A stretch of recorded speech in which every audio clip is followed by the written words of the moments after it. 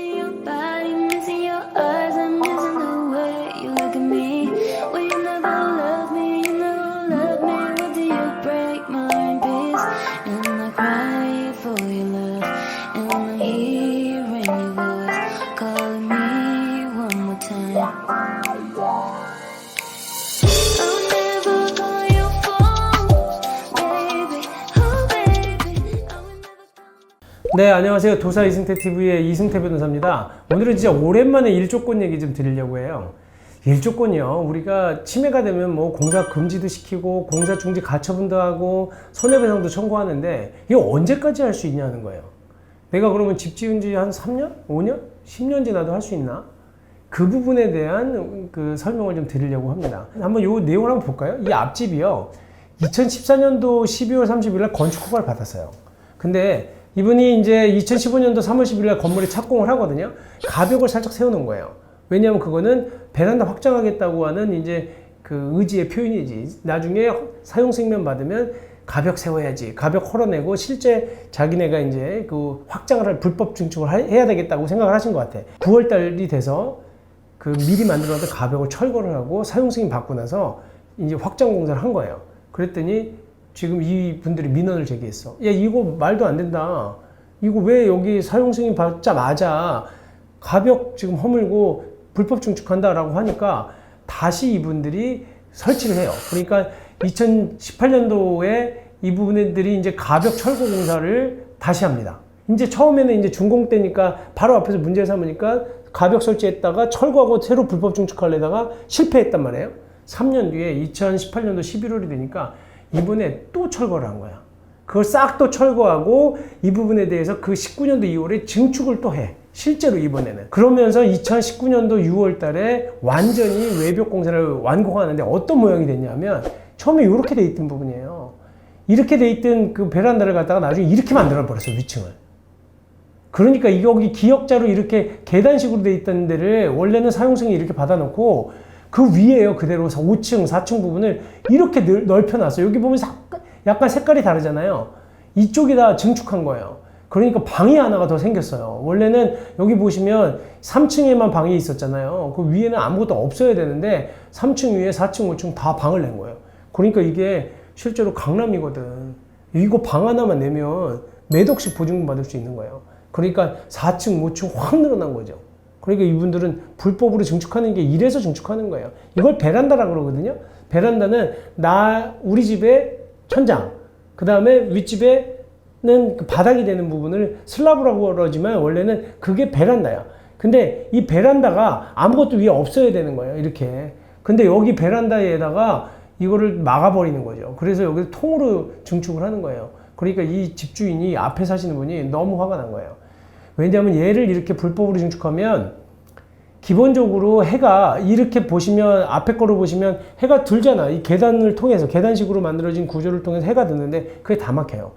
사실 이게 왜 이렇게 계단식 구조가 생기는 줄 아세요? 이게 우리나라 건축법 61조 그 다음에 시행령 86조에는 북쪽 방향에 인접한 집 앞에 남쪽으로 집을 지으려고 할 때는 북쪽 방향으로 일정 부분을 떼도록 되어 있는데 9m 이하 부분까지는 인접 대지 경계선에부터 1.5m만 띄면 돼요. 하지만 9m를 넘는 초과하는 부분에 대해서는 건물 높이 2분의 1을 떼야 되는 거예요.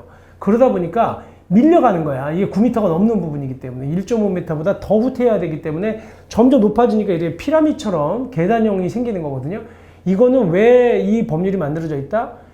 북쪽에 살고 있는 주택의 일조권을 확보해주기 위해서 이렇게 건물을 지으라는 거예요. 근데 딱 준공만 받아놓고 싹 여기 불법으로 증축하는 거지. 그러다 보니까 여기가 해가 더 안 되는 거예요. 지금은 이 사진은 해가 잘 되는 걸로 나오지만 이거는 지금 그 동지가 안 있거나 그 다음에 또 해가 이쪽에 오른쪽에서 종쪽에서 떠 있기 때문에 보이는 거지 실제로 가보면 굉장히 갑갑하게 해가 안 들거든요. 그러니까 이분들이 소송을 한 거야. 철거해라. 그 다음에 또 손해배상해라. 1심에 다 졌어요. 이 집의 상태를 한번 볼게요. 여기 보면 기존 환경이라고 하는 게 있어요. 기존 환경이라고 하는 게 원래 이 집이 해가 기본적으로 지하층하고 101호는 안 들었어요. 그러니까 원래 여기 보시면 건물들이 있었을 테니까. 근데 201호랑 3층은 어땠냐면 해가 기본적으로 201호는 3시간 반 정도가 해가 들었던 거예요. 연속 일조도 그렇고 3층의 경우에는 4시간 한 20분 정도가 해가 들었던 거예요. 그런데 증축을 하고 나니까 201호는 해가 하나도 안 들어. 0분이에요. 총 일조, 연속 일조 다. 근데 3층은 78분, 1시간 18분 정도 해가 들었거든요. 증축, 그러니까 불법 증축하니까 3층도 해가 하나도 안 들어요. 동지일을 기준으로.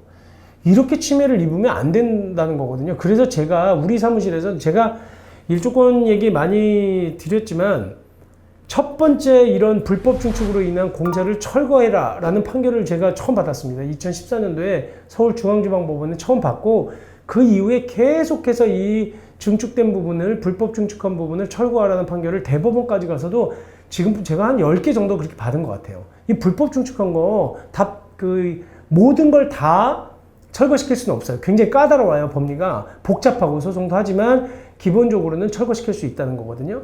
근데 여기는 0분이 됐으면 원래는 철거시킬 수 있는데 졌어. 1심에서. 그 왜 그러냐. 이게 소멸시효 때문에 그런 거예요. 그러니까 이 집에서 뭐라고 얘기했냐면 아까 보신 것처럼 일조권 소멸시효는 언제부터 진행하는 거냐. 이게 이제 여기 쟁점이 되는 거예요. 이게 언제부터 소멸시효가 진행하냐. 이게 무슨 얘기냐면 무작정 10년, 20년 지나도 되느냐. 그게 아니라는 거예요. 법원은 지금 뭐라고 얘기하고 있는 거냐면 자, 대법원 판결 2008년도 그 4월 17일 나온 판결인데 만약에 여기 보시면 일반적으로 위법한 건축행위에 의해서 건물이 준공되거나 외부 골조가 완공되면 그 건축행위에 따른 일용 증가는 더 이상 발생하지 않게 되고 해당 토지의 소유자는 그 시점에서 일조방해행위로 인해서 재산적 손해나 정신적 손해를 예견할 수 있다고 할 것이기 때문에 손해배상 청구권에 관한 소멸시효는 그때부터 진행한다.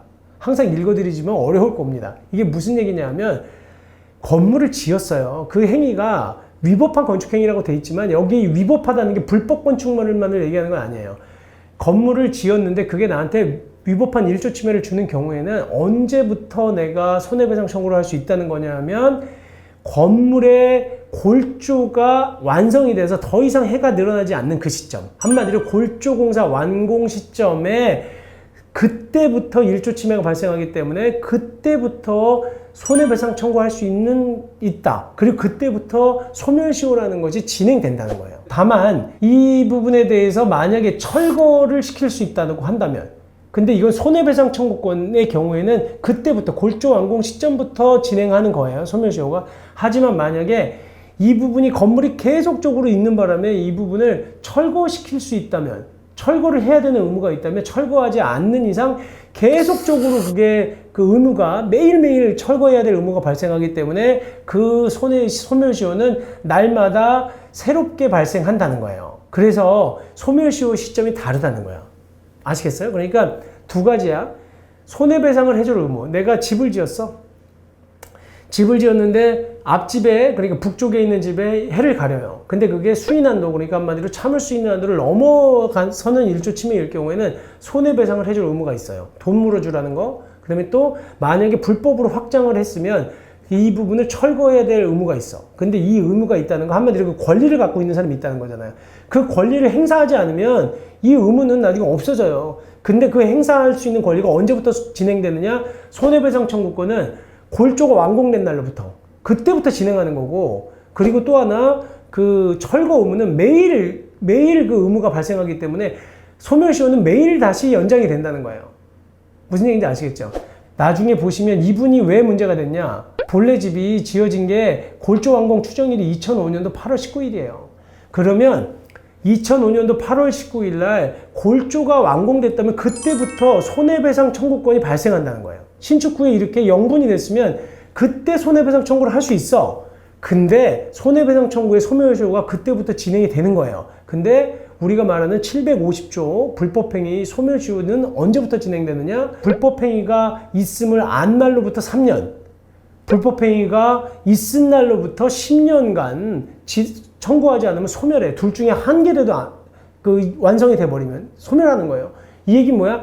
일조권의 경우에는 골조가 완공된 날로부터 그때를 만약에 일조 침해가 있다는 거 안 날이라고 하면 그때부터 3년 지나면 소멸된다는 거예요.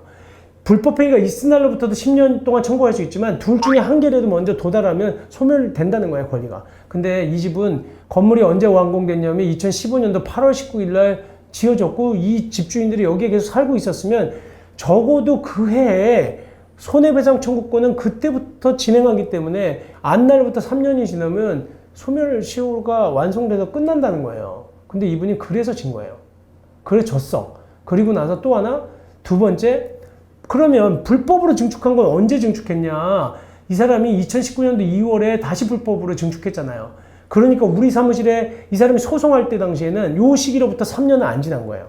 그러니까 불법 행위로 인한 부분에 대한 부분, 새로 증축한 부분 갖고 새롭게 발생하는 1조 침해 부분에 대해서는 배상을 했어야 되는데 1심에서는 다 기각했어요. 원고 청구를 기각한 거예요. 그러니까 원고 측 1심 변호사가 이 부분을 굉장히 구분해서 주장하지 않은 거예요. 그래서 우리 사무실에 오셨죠. 그래서 제가 이 사건을 보고 이 부분은 나눠서 봐야 되는 거다. 그러니까 1심 법원에서는 1심 변호사도 그렇고 주장을 했던 부분이 약간 명확하게 주장을 하지 않다 보니까 이 건물이 2015년도에 지어졌잖아요. 그러니까 적어도 한 6년이 지난 다음에 소송을 하신 거거든요. 그러다 보니까 소멸시효 완성됐다? 이쪽에 얘기하는 거고 우리 쪽에서 제가 항소심에서 맡아서 진행할 때는 첫 번째 건물, 처음에 그 건물이 본체 건물이 지어진 지는 물론 6년 이상이 지난 거는 맞다. 하지만 새롭게 불법으로 증축한 부분으로만 따졌을 때는 3년이 안 지났지 않냐. 그러니까 손해배상 의무는 있다. 그리고 또 하나는 한편으로는 이 본체 건물도 사실은 이 증축하면서 한꺼번에 하나의 소유권이 돼서 우리한테 침해를 준 거니까 이 전체에 대한 것도 배상해야 된다라고 주장을 했어. 근데 나도 그거는 받아들여질 거라고 생각하지 않았어요. 그러면서 또 하나 주장했던 게 철거 의무도 있다는 거예요. 철거한 거는 그 증축한 부분에 대해서는 2019년도 아까 6월 달이라고 그랬죠. 2019년도 6월 달에 이 부분에 대한 불법으로 공사를 시작해서 그게 완료가 됐기 때문에 철거 부분에 대한 철거 의무는 매일 발생하는 거니까 대법원 판결에 의하더라도 그러니까 결국은 불법 행위에 의한 손해배상 청구권이 있는 것뿐만 아니라 철거도 시킬 수 있다는 거야. 이거 철거 의무는 소멸시효가 지나지 않았기 때문에 그렇게 주장을 했죠. 그랬더니 법원이 뭐라고 판결했냐면 원고의 불법 증축 부분 철거 의무는 인용하지 않았어요. 우리 부분은. 왜냐하면 사실은 그 부분에 대해서 굉장히 모호하게 판단하고 넘어갔어. 피고 주택의 불법 증축으로 인해서 다시 소멸시효가 진행됐다고 본 거예요. 그 증축된 부분에 대해서는. 그렇기 때문에 불법 증축으로 인해서 발생한 1조 침해 부분에 대해서는 손해배상을 100%다 지급해라. 그 다음에 위자료까지 일단 더 지급해라라는 판결을 내린 겁니다. 사실은 1심에서 전부 패소한 사건을 뒤집기가 만만치는 않은데 좌우간 일부 뒤집었죠. 그러니까 소멸시효에 대한 첨예한 일조권 다툼을 벌이면서 저희가 불법으로 증축된 부분 새롭게 소멸시효가 진행되는 것, 그러니까 불법 증축 부분은 따로 봐야 되는 거다라고 해서 이미 본체 부분은 소멸시효가 지났지만 불법 증축으로 인한 손해배상에 대한 부분을 받아들였다는 거에 전 아주 좋은 판결이 나왔는데 문제는 철거 의무가 매일 진행하는 부분에 대해서는 명확한 판단을 하지 않았다는 거예요. 그리고 그 부분에 대해서는 뭐 소멸시효가 지났다고 이렇게 끝낸 건 아니야. 그러니까 소멸시효는 분명히 진행이 돼서 철거 청구는 할 수 있지만 수인한도를 넘지 않았다 이렇게 판단을 했더라고요. 나는 그 부분이 못마땅한 거예요. 왜냐하면 실질적으로 이 부분도 그때 78분에 해가 들다가 1시간 10분이 넘잖아요. 1시간 18분에 해가 들다가 불법 증축으로 인해서 0분이 든다 그러면 이거 다 철거해야 된다는 거예요. 제가 아까 누누이 얘기한 것처럼 그런 판결을 계속 철거 판결을 받아왔는데 싸울 기회가 항소심에서밖에 짧게밖에 없었고 그리고 충분히 이 부분에 대해서 법원이 인지를 못한 것 같아요. 그래서 이 부분이 어쨌든 뭐 패소를 했어요. 그리고 1심에서 일부는 이겼지만 일부는 패소했다. 그래서 저는 이 부분 대법원까지 가서 더 다퉈보자고 했었는데 또 의뢰인도 이게 지겨운 거예요. 벌써 이 사람하고 2015년부터 싸운 거잖아요. 그리고 이 앞집에서는 실제로 벌써 몇 번 철거를 했던 거예요. 이게 한 번 증축 당시에 철거를 했고, 그러니까 증축 당시 문제가 돼가지고 이 부분에 대해서 행정처분도 받고 지금 이행강제금도 내고 있거든요. 불법 증축된 부분에 대해서. 그리고 그 전에 가벽도 한번 철거를 했었고, 뭐 이런 그 히스토리가 있는 거다 보니까 굉장히 오래된 그 전쟁이었는데, 어쨌든 이제 끝내고 싶었다고 하더라고. 그래서 대법원은 안 갔는데 좀 아쉬워요. 그 부분까지 나는 대법원까지 가봤어야 되는 거 아니냐. 정관 1조권 분쟁도 계속적으로 발생하는 문제인데 한번 참고해서 잘 보세요. 뭐 잘 모르겠으면 2번, 3번 보시면 되고, 제가 이 소멸시효 관련된 판결을 얘가 또 최근에 받은 게 있어요. 그래서 한번 다시 다른 영상으로 찾아뵙도록 하겠습니다. 네, 감사합니다.